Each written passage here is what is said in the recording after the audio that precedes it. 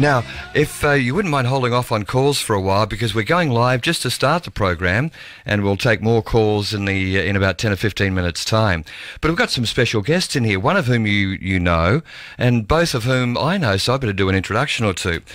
That was really stupid, wasn't it? Brett Bonetti from 6PR, everyone knows. G'day, Brett, how are you? Oh, hello, Tony. How are you this morning? Doing really well, mate. And the other bloke, that's Patrick Golden, Dr. Patrick Golden, who I see many times. As you know, I got a vested interest in martial arts, declared now, being an MC and a long-time fan. And Dr. Patrick Golden is one of the people I see most and enjoy seeing at martial arts, because I know everyone's in good hands. Doc, it's good to see you. Yeah, you too, Tony. It's the first time I've ever seen you without the smell of liniment in the air.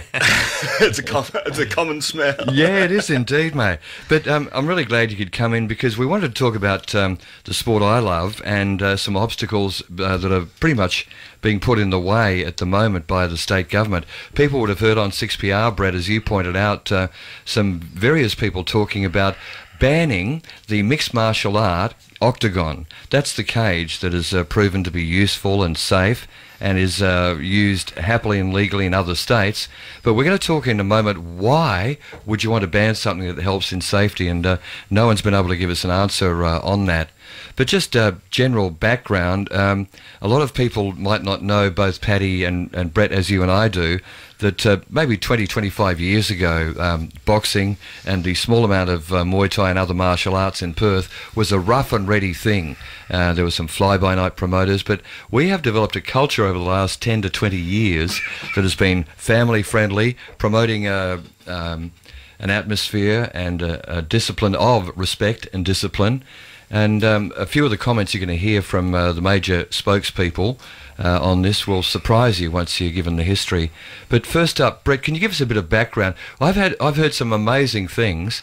Our sports minister, the head of the sports department, and the premier saying things that either they're being very, very poorly advised, or they seem to be making it up on the spot. Has anyone given you yet a reason why the safer cage setup, as opposed to a ring with ropes, has come in? Well, no one's given any valid reason to anybody.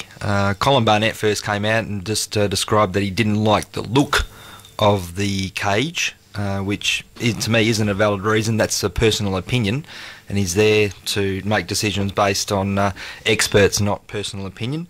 The WA Sports Minister Terry Waldron and also the Director of Sport Ron Alexander came on this radio station last year and try to talk about safety. The Terry Waldron comments were quite bemusing.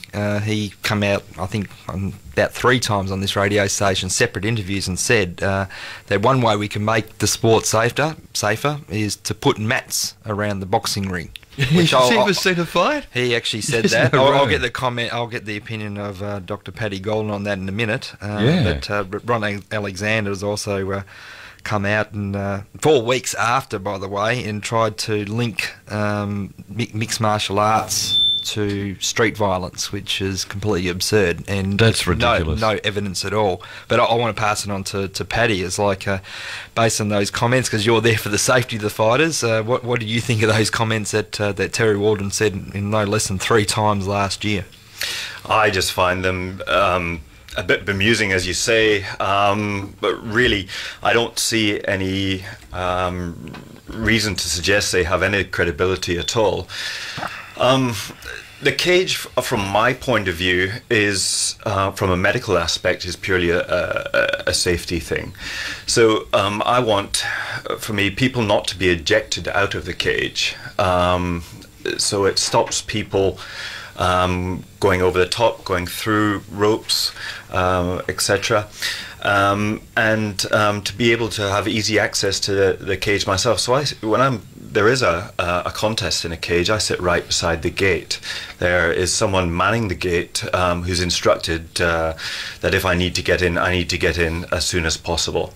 It keeps other people out of the ring or out of the fenced enclosure, which stops people interfering with someone who is injured. And you know, we've seen boxing contests where that's often the case. If someone does get injured, then the ring is crowded with people, and it's very difficult to do your job when there's a whole group of people around. Now, you know, other suggestions that have been put forward is a roped enclosure. The problem with that, I've got big problems with that, and that's currently the state in Western Australia.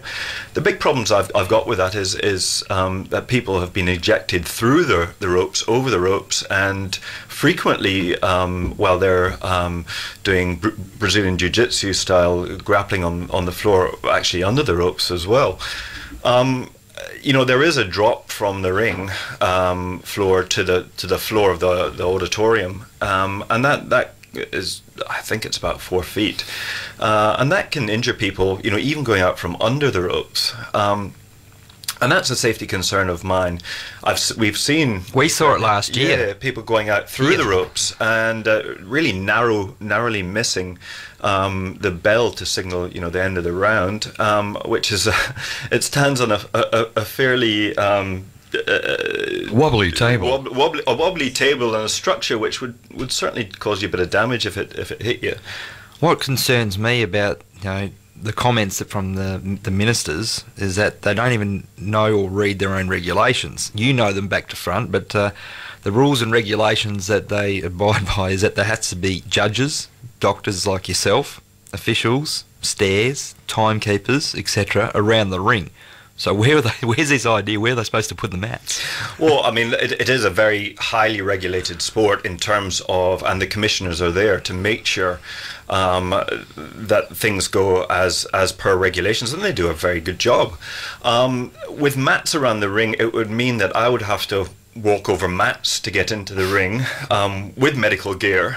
It's just ludicrous, really, to even suggest that.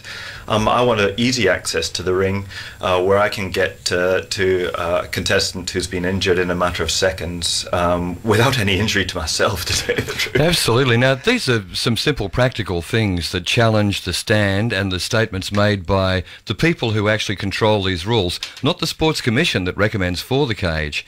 So now we have to do two things. First of all, have a look at why this is happening. Is there a good reason for it?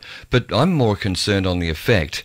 And as we know, the UFC franchise, Bellator franchise, and many other of the mixed martial arts franchises are more than happy to come here and bring a lot of income to the state. We've had Formula One. We do a lot of things for cycling and all the rest of it. You don't actually have to do anything to get MMA here. We've got the venues. It's not going to cost the state government or the council anything. Just let us use what is proven to be a safe piece of apparatus, the cage. Now, I'd put it to you guys, and I dare anyone to contradict me, that the people who've been quoted, Damien Drum over East, who should know better, saying that it's, you know, brings street-level violence, you know, and glamorises it. Has he ever seen a football match? Oh, wait, yes, he has.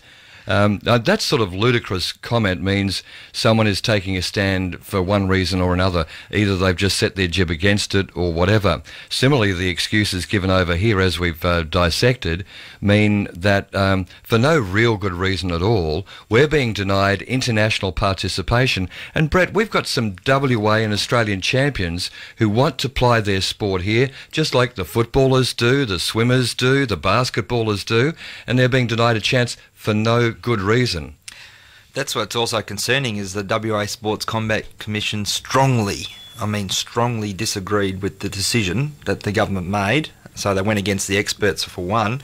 But as you said, on economic level, you know, Tom Wright, the Director of Operations for the UFC for Australia, New Zealand and Canada, said that this state lost tens of millions of dollars by not allowing, because the event that was on in Brisbane last December was originally slated for the Perth Arena. So we lost out big time on that. But a fighter's dream is always to fight for the UFC in front of their home crowd. Yeah, lifts them indeed. up. Sol Palele is from Perth, can't do that at the moment. You've got two Victorian fighters in Vic Grusic and Jake Matthews. Jake Matthews is going to be a gun. Look out for that boy on another level. But comments that have come, you spoke about the comments from Damien Drum, but there was also another one. I want to get the opinion of Dr. Paddy here. Police Minister Kim Wells said that he heard comments saying that it was a safety mechanism so they're not thrown out of the cage, and he said, I don't buy that for a second. He said he thinks that the cage situation makes it look so much worse, and it's just the path of glamorising the extreme violence. What are your thoughts on his comments? I just find that crazy. I mean, to me that's like saying safety barriers around a Formula One circuit. I mean, it's glamorizing going fast in your car. It's just not. It's not the case. The reason I'm involved with combat sports, and I enjoy being involved with combat sports, is because it does engender that discipline and appreciation and respect for everybody. They respect their trainers, they respect the referee, they respect the doctor, they respect the promoter, they respect the people in the audience. And that's not something I see with the other sports that I do. And that's why I prefer to be a part of it. Now, that gets broadcast, not just in that scenario. You can't have one aspect of your personality that just stays in that scenario. It gets broadcast throughout it, of control, of discipline, of respect.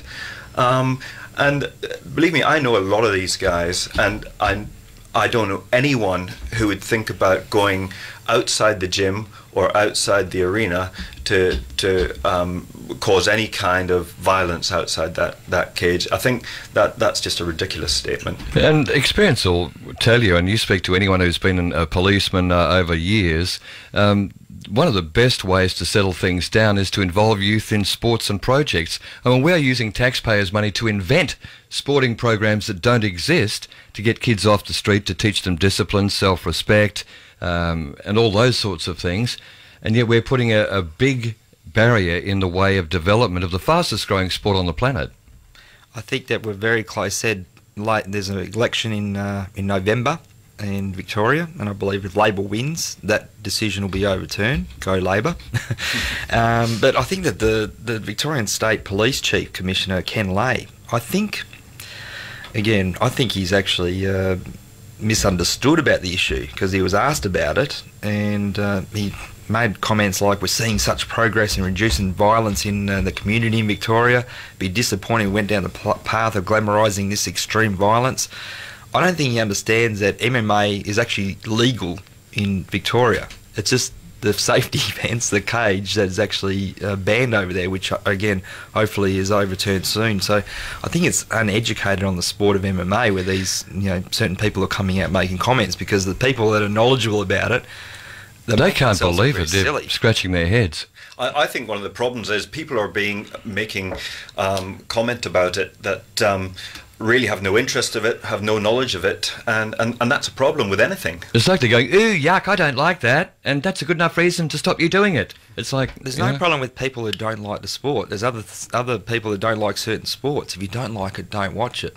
It's as simple as that. But the combat sport is here to stay no matter what. And it is a matter of the social justice aspect of giving kids direction, literally getting them off the streets, setting an example, providing a family entertainment, which mixed martial arts is these days.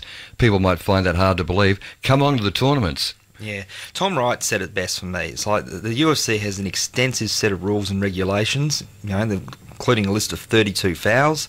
There's been over 1,600 bouts in the UFC. There's never been a life-threatening injury or fatality. It's a global sport now. It's include weight classes, equal competition to prevent mismatches.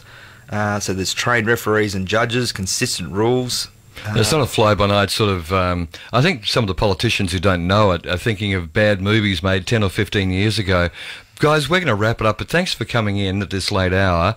And people might wonder, well, why are you talking about it? Well, it sort of kept me off the streets. When I was a young guy, the only difference between me and my mates who went to jail is I went to Police and Citizens and learned how to box and got involved in sport, and they went out and did the crimes and did the time. Yeah, I think it saves a lot of people as well. It helps them in self-discipline. We've seen it before. There's been stories on the project. You can look on YouTube. And also look at MMA Canvas with Adam Ireland's site for more information on this, because there's been several comments and it just makes sense. And check out 6PR's blog too. We'll be following this through, as we have from several weeks previous and from last year. Patrick Golden and Brett Bonetti, an absolute pleasure to see you. Still can't believe I can't smell liniment. If he was an MMA fighter, wouldn't be held in Perth, but I think we've covered that.